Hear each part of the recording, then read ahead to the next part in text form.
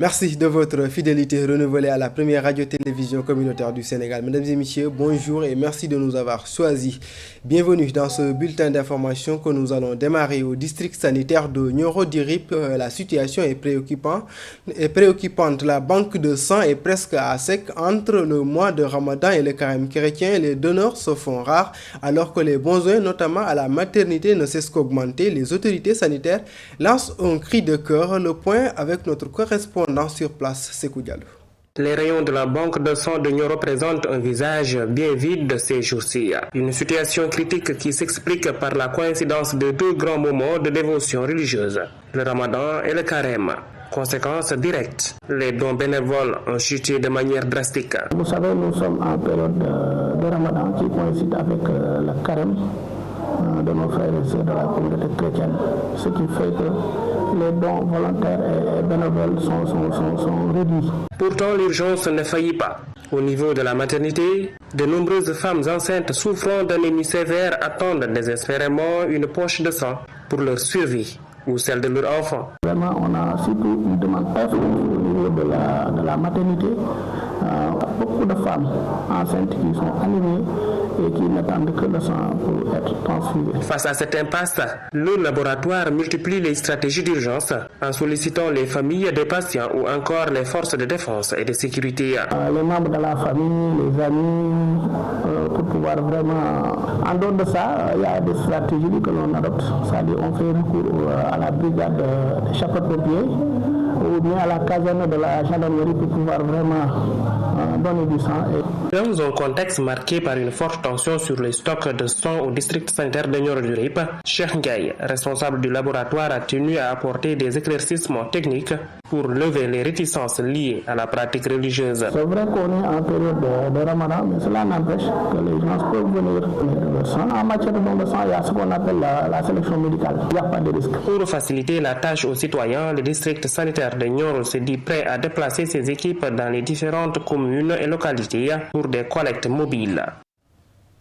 Sekou Diallo, après cette alerte dans le secteur de la santé, s'intéressons-nous à un autre domaine confronté à de profondes mutations, le transport urbain. Le syndicat autonome des travailleurs, le syndicat autonome des chauffeurs de taxis urbains et les activités connexes du Sénégal a tenu une assemblée générale pour examiner les difficultés du secteur entre vieillissement du parc automobile et la concurrence des plateformes numériques. Les chauffeurs s'entendent organisés pour mieux défendre leurs intérêts et réfléchir sur la restructuration du transport. Malik Diop est membre du syndicat, il est avec Mamadou Ning. Le nouveau syndicat a pour but de défendre les intérêts des travailleurs, des chauffeurs professionnels et des activités connexes du Sénégal. Parce qu'en ce moment, le secteur du transport rencontre beaucoup de difficultés. Il y a le transport irrégulier, il y a la concurrence déloyale, il y a les nouvelles plateformes numériques qui sont là, qui ne respectent pas la nouvelle réglementation. Donc, vu tous ces problèmes et la vétusté du parc, vu tous ces problèmes, nous avons décidé de mettre en place ce syndicat pour apporter d'abord des solutions, mais aussi pour défendre notre profession au grand bénéfice des chauffeurs et des acteurs du transport. Les premières priorités, c'est d'abord de défendre les intérêts moraux des travailleurs, de professionnaliser le secteur du transport, d'essayer d'apporter nos solutions pour un renouvellement du parc et la réorganisation du secteur. Ce sont nos 4 piliers que nous comptons défendre pour mieux apporter nos contributions pour l'amélioration des conditions de vie des travailleurs qui sont les chauffeurs et les professionnels du transport. Nous croyons et nous sommes fermes là-dessus que le transport, les professionnels du transport doivent faire le transport. Ceux qui ne respectent pas la réglementation ne doivent pas faire le transport. S'ils veulent intervenir sur le système du transport, ils n'ont qu'à respecter la réglementation. C'est pourquoi nous avons interjeté appel et dans les jours à venir, on va réveiller le procès avec la Cour.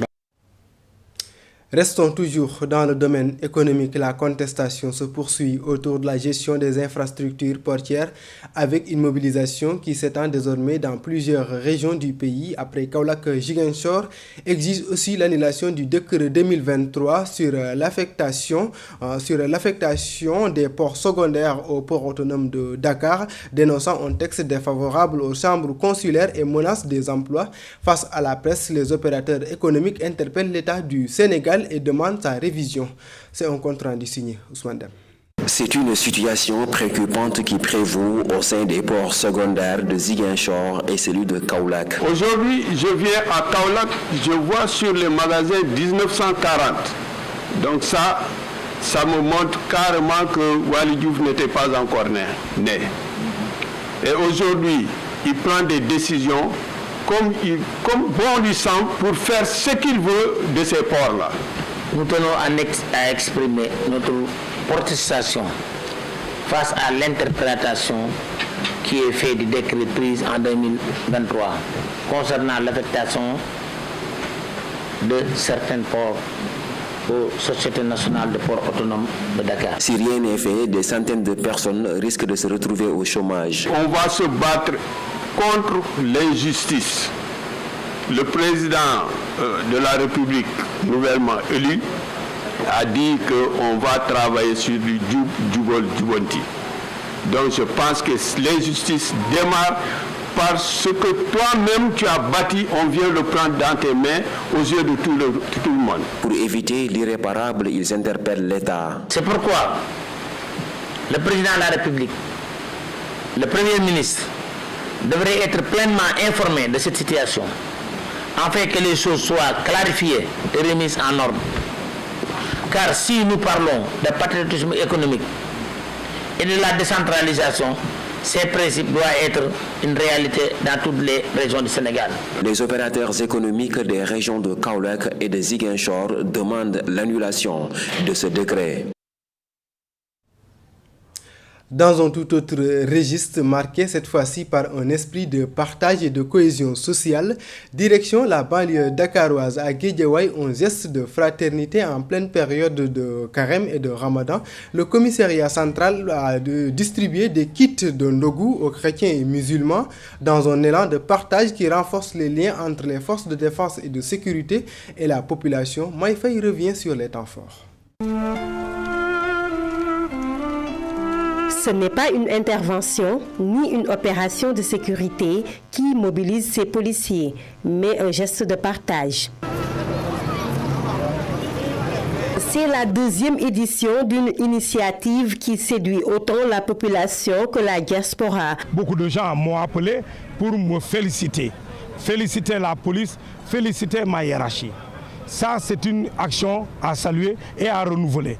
Et fort heureusement, cette année, dans une concomitance fort heureuse et faste, un carême des chrétiens, mais aussi un ramadan pour les musulmans. Derrière chaque kit se cache un message clair. C'est de rapprocher davantage la police de sa population. Les administrés doivent se sentir davantage très proches de la police nationale, qui doit faire le premier pas, qui sans cesse doit renouveler ses pas pour faire en sorte que d'abord elle ne soit plus crainte, mais également aimée. C'est pas du tout facile, mais c'est un sacerdoce, c'est un idéal. Pour ce faire, un bureau d'accueil et d'orientation a été mis en place pour donner du sens au service et le rendre plus accessible. Nous avons amélioré l'accueil sous l'impulsion de la hiérarchie, mais également permis d'améliorer de façon drastique et de façon générale également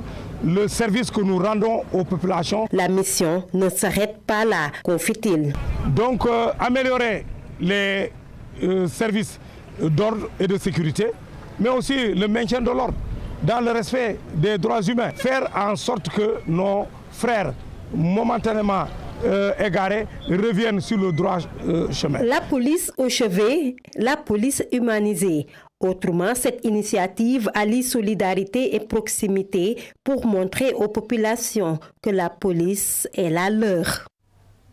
Maï Faye. Et puis pour boucler ce bulletin d'information à quelques jours de la Korité, tour d'horizon des marchés à Dara Djolof. Le marché central est bien approvisionné en oignons et en pommes de terre, les prix jugés plus abordables que l'année dernière, mais une clientèle encore timide en raison de la conjoncture économique malgré cette forte demande de la fête. C'est un reportage de Mamadou Thiam.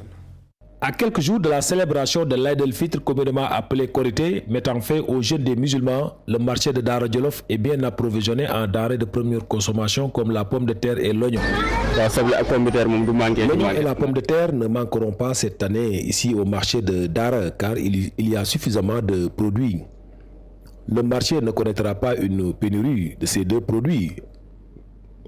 Probablement, la Korité, ce sera le vendredi. Mais vous voyez que le marché est bien approvisionné. Il y a même des commerçants qui sont en route pour amener leurs produits. Ce client trouvé devant le marché confirme que les prix des denrées de première consommation sont plus abordables que ceux de l'année dernière.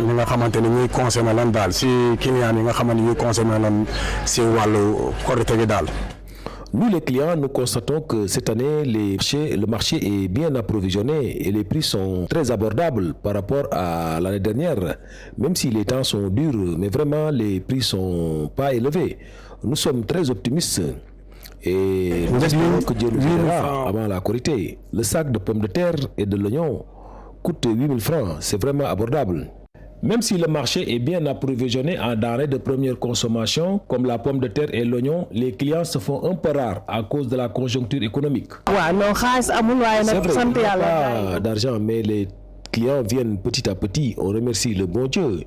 Il y a pour toutes les bourses, il y en a qui achètent en gros, comme il y en a qui achètent en détail. À 3 jours de la fête de la Korité, les commerçants continuent encore à approvisionner le marché de Dara en denrées de première consommation. Certes, les prix sont abordables, mais ce n'est pas encore le grand rush. Le manque d'argent fait que beaucoup de familles n'ont pas encore acheté leurs produits pour la fête.